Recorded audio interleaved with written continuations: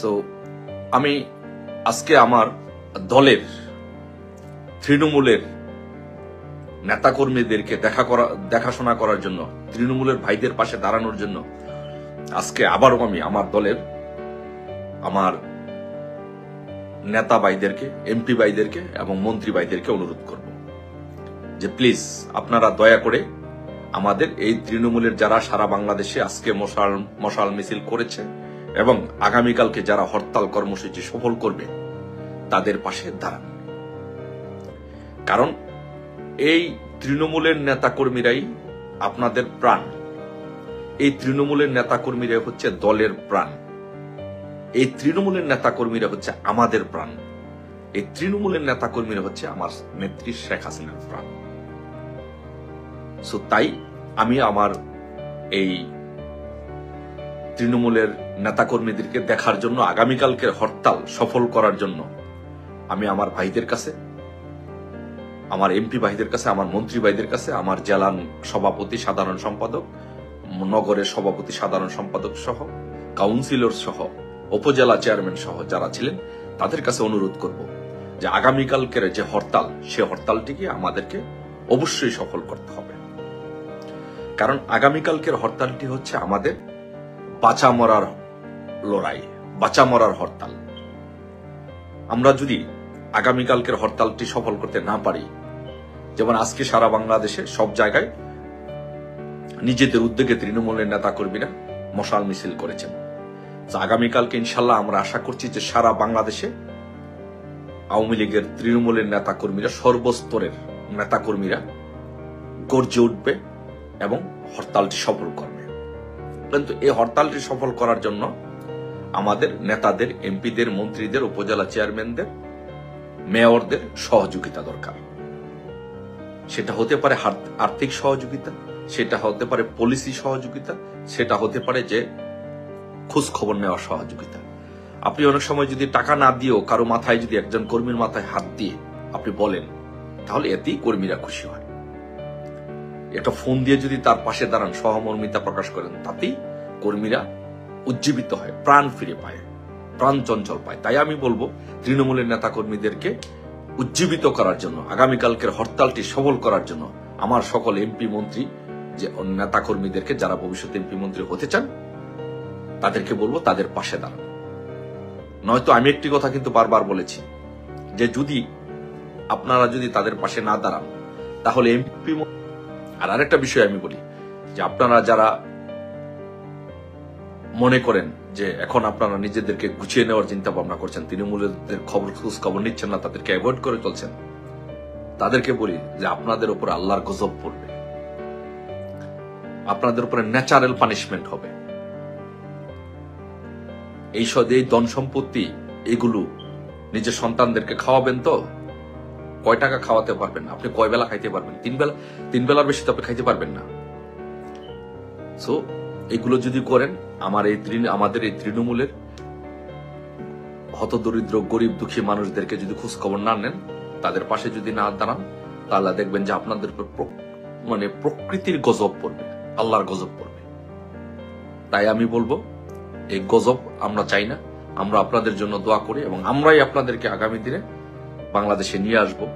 আমরা প্রোটোকল দিব, আপনাদের পিছনে মিছিল করব, আপনাদেরকে এমপি বানাবো, আপনাদেরকে মন্ত্রী বানাবো। শুধু আপনারা এইটুকু করেন, এই দলের এই ক্রান্তিকালে আপনারা তৃণমূলের নেতাকর্মীদের পাশে দাঁড়ান, তাদেরকে সহযোগিতা করুন। আগামীকালকের যে হরতালটা আছে, সে হরতালটা সফল করার জন্য সহযোগিতা করুন। আর আমি বারবার এই কথাটি কেন বলি, আপনারা হয়তো বলতে পারেন, অনেক এমপি, মন্ত্রী আমার প্রতি রাগও হতে পারেন, ক্ষোভও হতে পারেন, বা অনেক নেতারা, মেয়ররা, চেয়ারম্যান, উপজেলা চেয়ারম্যানরা আমার প্রতি রাগ হতে পারেন, ক্ষোভ হতে পারেন যে আমি এই কথাটি কেন বলছি ভাই শুনেন। আমি অনলাইনে কাজ করার ফলে, আমি দলের জন্য কাজ করার ফলে আমার সাথে সারা বাংলাদেশের বিভিন্ন জায়গায় একদম প্রান্তিক পর্যায়ে মানুষের যোগাযোগ হয়, মানুষে আমার সাথে যোগাযোগ করে। কিন্তু তারা যখন আমার সাথে ফোন করে কান্নাকাটি করে, তাদের আত্মীয় স্বজনের, নিজেদের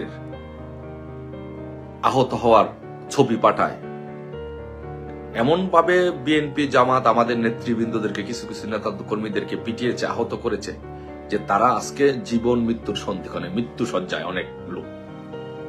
তারা যখন আমার কাছে তাদের ছবি পাঠায়, তারা যখন আমার কাছে এই অভিযোগ করে কমপ্লেন করে, নাম সহ কমপ্লেন করে, কে কে কোন কোন নেতা কর্মী খোঁজ খবর নিচ্ছে না, তখন আমি কষ্ট পাই, খুব কষ্ট পাই, এবং আমরা কষ্ট পাই যে দেখেন যে আজকে দলের এই দিনে, আজকে দলের এই দুর্দিনে ওনারা নিজেদের মতো করে নিজেদেরকে গুটিয়ে নিয়েছে।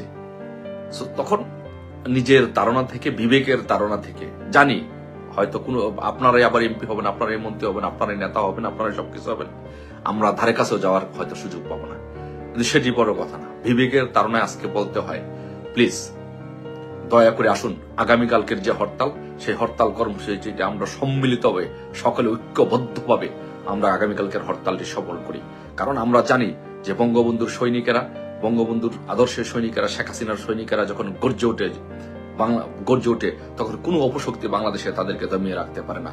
আর ঐক্যবদ্ধ আওয়ামী লীগকে বাধা দিয়ে রাখার মতো শক্তি, সামর্থ্য বাংলাদেশে কোনো বাহিনীর বা কারোই নেই।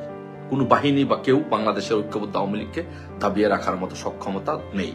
তাই আজকে সারা বাংলাদেশ যেটা হয়েছে, সারা বাংলাদেশের সকল আওয়ামী লীগের সকল পর্যায়ের নেতাকর্মীরা ঐক্যবদ্ধ হয়েছে, তারা রাজপথে নামবে, তারা রাজপথে নামতে চায়। আর আগামীকালকে সেই রাজপথে নামার অ্যাসিড টেস্ট। আগামীকালকে ইনশাল্লাহ সারা বাংলাদেশের মানুষ রাজপথে নামবে, রাজপথে জয় বাংলার স্লোগানে মুখরিত করবে, এবং আগামীকালকের হরতাল চলবে। আগামীকাল সারা বাংলাদেশে কোনো গাড়ি ঘোড়া চলবে না, সারা বাংলাদেশে কোনো দোকানপাট খুলবে না, শুধু ইমার্জেন্সি সার্ভিসগুলো খুলবে। তাই আপনাদের সবাইকে বলবো, আগামীকালকের হরতালটি ইনশাল্লাহ সফল করতে হবে।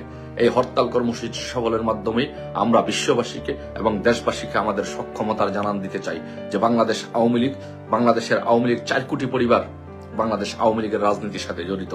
এই 4 কোটি পরিবারকে বাংলাদেশের থেকে মাইনাস করে 4 কোটি পরিবারকে পিছনে ফেলে বাংলাদেশ কখনো এগিয়ে যেতে পারে না।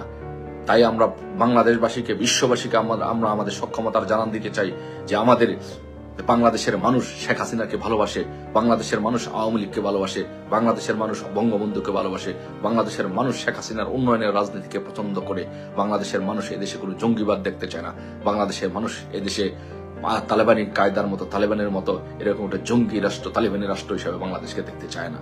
বাংলাদেশের মানুষ শেখ হাসিনার নেতৃত্বে একটি গণতান্ত্রিক, উদার গণতান্ত্রিক রাষ্ট্র হিসেবে বাংলাদেশকে দেখতে চায়, উন্নয়নের রাষ্ট্র হিসেবে বাংলাদেশকে দেখতে চায়। তাই আমি আবারও বলবো, সকলকে বলবো, সকল আমাদের নেতাকর্মীদেরকে বলবো যে আপনারা সকল ঐক্যবদ্ধ হবে, নিজেদের মতো করে নিজেরা নেতৃত্ব তৈরি করে রাজপথে থাকুন, এবং আগামীকালকের আন্দোলন সংগ্রাম, আগামীকালকে হরতাল কর্মসূচি সফল করুন। এবং নেতাকর্মীদেরকে বলবো, প্লিজ নেতাকর্মীদের খোঁজ খবর নিন, কর্মীদের খোঁজ খবর নিন, তৃণমূলের খোঁজ খবর নিন, আগামীকালকে হরতাল সফল করার জন্য সহযোগিতা করুন। ইনশাল্লাহ বিজয় আমাদের ইনশাল্লাহ হবে। কারণ মার্কিন যুক্তরাষ্ট্রের প্রেসিডেন্ট ডোনাল্ড ট্রাম্প এবং মোদির যে বৈঠক হয়েছে, সেই বৈঠকে স্ট্রেট ওয়ে, আপনারা যারা ন্যূনতম মিনিমাম ইংরেজিটুকু বুঝেন, সেই জায়গায় কিন্তু ডোনাল্ড ট্রাম্প বলে দিয়েছে, I leave Bangladesh to prime minister, মানে বাংলাদেশকে মোদির কাছে ছেড়ে দিবে। তার মানে হচ্ছে যে বাংলাদেশ নিয়ে তারা সরাসরি ইন্টারফেয়ার করতে চায় না। আর জো বাইডেন যে সরকার পতন করেছে, সেই রাস্তায় ডোনাল্ড ট্রাম্প হাঁটতে চায় না। তাই আমাদের আন্তর্জাতিক পরিমণ্ডলে আমাদের অবস্থা সুদৃঢ়, মেসেজ পরিষ্কার। এখন আমাদের রাজপথে তৃণমূলে আমাদের সক্ষমতার পরিচয় দিতে হবে। তাহলে ইনশাল্লাহ আগামী দিনে আমাদের নেত্রী মাননীয় প্রধানমন্ত্রী বঙ্গবন্ধু কন্যা শেখ হাসিনাকে আমরা বাংলাদেশে নিয়ে আমরা বাংলাদেশে তাকে প্রধানমন্ত্রী করতে পারবো। আর মাননীয় প্রধানমন্ত্রী বঙ্গবন্ধু কন্যা শেখ হাসিনাকে প্রধানমন্ত্রী করে ইনশাল্লাহ আমরা গড়ে পড়বো। সেই প্রত্যাশা নিয়ে আমরা ইনশাল্লাহ আগামী দিনের সেই প্রত্যাশা নিয়ে আগামীকালকে রাজপথে নামবো। সকলে ভালো থাকবেন। জয় বাংলা, জয় বঙ্গবন্ধু শেখ হাসিনাতে